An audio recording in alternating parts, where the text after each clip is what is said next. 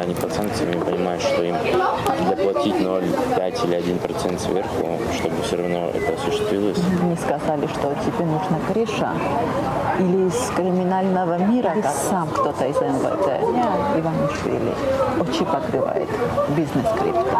Благосклонность к этому, она влияет на то, что мы можем работать.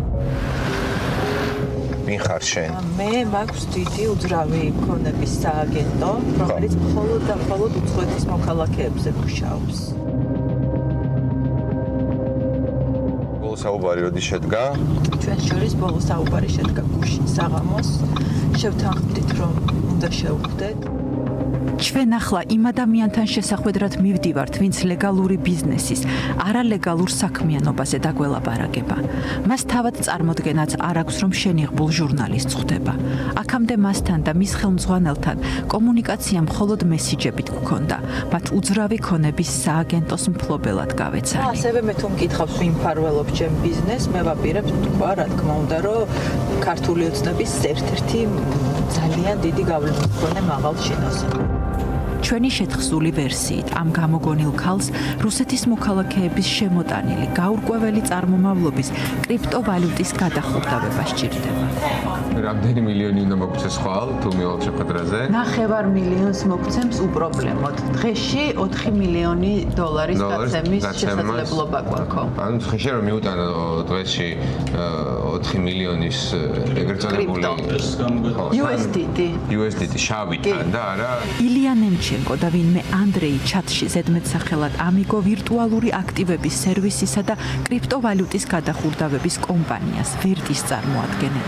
ვერტი ბაზარზე ლეგალურად საქმიანობს, მაგრამ ჩვენი წყაროს ინფორმაციით კომპანია დროდადრო სანქცირებულ პირებსაც უწევს მომსახურებას და ახურდავებს ეგრეთ წოდებულ რუხ კრიპტოს.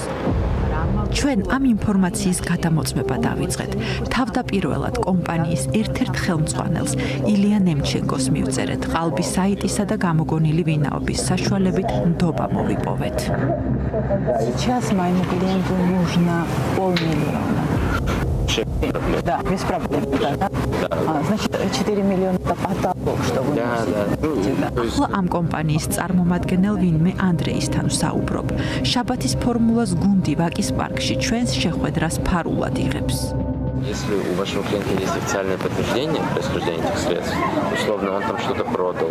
Да. И да, он продал может эти квартиру. документы показать, и он проходит у нас верификацию. Если у него нет этих документов, то мы также можем делать вывод, но там ставка будет хуже, где-то порядка 0,5%, то есть это будет минус 1,7 условно на сегодняшний день. И мы это делаем уже не в кассе, потому что это немножко другой характер выдачи. Мы не сможем ее объяснить перед Нацбанком. Ну вот я с вами откровенен, да, наверное, чтобы вы все понимали. Да. ამავე ინფორმაციას შეხვედრამდე WhatsApp-ის ჩატში ვერტის გუნდის ერთ-ერთი ხელმძღვანელი ილია ნემჩენკოც გვიდასტურებს. არაერთი საერთაშორისო კვლევის მიხედვით კრიპტოვალუტა როგორც ბიტკოინი, ასევე სტაბილური კოინი USDT ლეგალური ტრანზაქციების გარდა უკანონო და კრიმინალური საქმიანობისთვისაც გამოიყენება. შეხვედრაზე კი მეტი ნდობის მოპოვების შემდეგ ვიწყებ საუბარს თემაზე, რომელიც უხერხულობას უნდა ქმნიდეს. სანქციების გვერდის ავლის შესაძლებლობა. Может быть хорошим человеком, все понятно. Там хочет купить недвижимость, но оказывается, что вот он под санкциями Америки, что-нибудь серьезное. Мы же это увидим. Да. Мы в теории можем обсудить ему выдачу, все равно осуществить. Но официально мы точно это не сможем сделать. Просто потому что как бы к нам придет потом ФБР. მე აქ რუსული ნარატივი შემყავს შეგნებულად დასაბნევად, რომ რაც ხდება უკრაინაში თქო ეს არავით არ გვეხება ეს პოლიტიკის ამბავია თქო ეს ყოვლად ამას რძენი. ვერტის წარმომადგენელი ამბობს, რომ სანქცირებულ სამხედრო პირებს მათი კომპანია არასდროს ეხმარება. განსხვავებით სანქცირებული ბიზნესმენებისგან. მეც მეორე გამოგონილ ისტორიას ვუამბობ ვითომ ნაცნობის სევასტოპოლში მცხოვრები რუსი ბიზნესმენის შესახებ. В Севастополе у него тоже был бизнес лазертаг. Они тоже собираются здесь покупать, хотя у них есть какие-то проблемы из-за санкций с бизнесом. Я думаю, люди в случае, когда они под санкциями, понимают, что им доплатить 0,5 или 1% сверху, чтобы все равно это осуществилось, это не такая большая цена. Я скажу ему. Вот, то есть мы можем, в Севастополе у нас, кстати, офис есть, то есть мы можем принять кэш в Севастополе и в течение 15 минут выдать его в Батуми либо в Тбилиси. ვერტის ოფიციალურად სევასტოპოლში არავითარი ფილიალი არ აქვს. ანექსირებულ ყირიმში კრიპტოვალუტის გადასახურდავებელი მხოლოდ 3 საერთაშორისო კომპანია ფუნქციონირებს.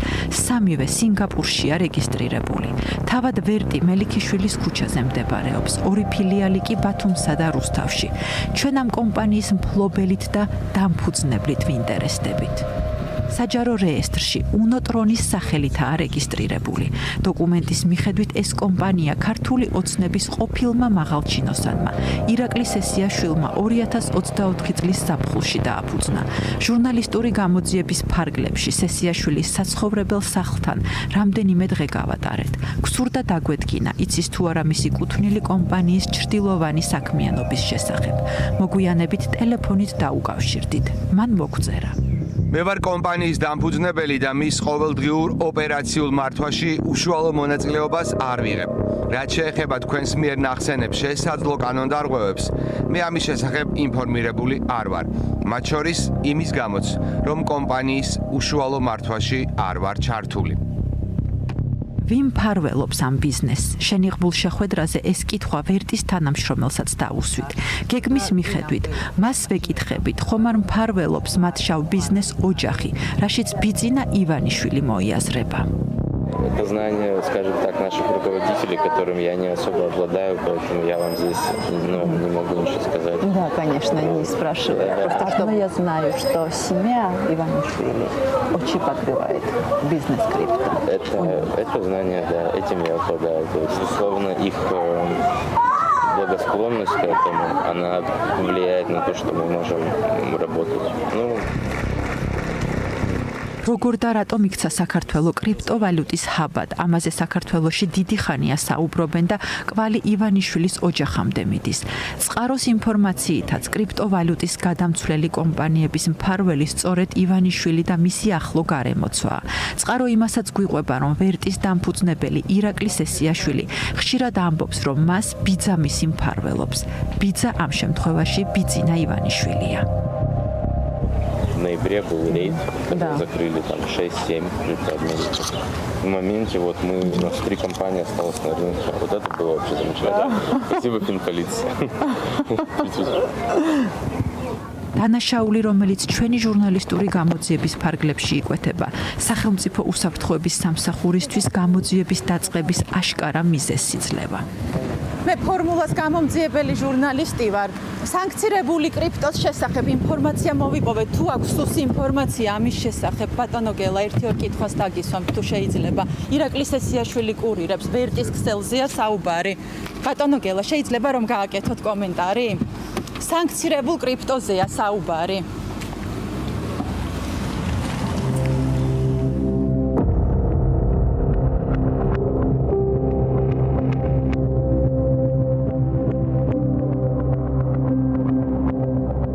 წლებია კორუფციის მკვლევარები ფაქტებზე დაყრდნობით ამტკიცებენ, რომ ვირტუალური ვალუტისა და აქტივების ბაზარს საქართველოში მხოლოდ ერთი კაცი აკონტროლებს. ის ერთი კაცი, ვინც აკონტროლებს სასამართლოს, სამინისტროებს, საგამოძიებო მოქმედებებს და შავი ფულის ბლანტი მდინარის დინებას.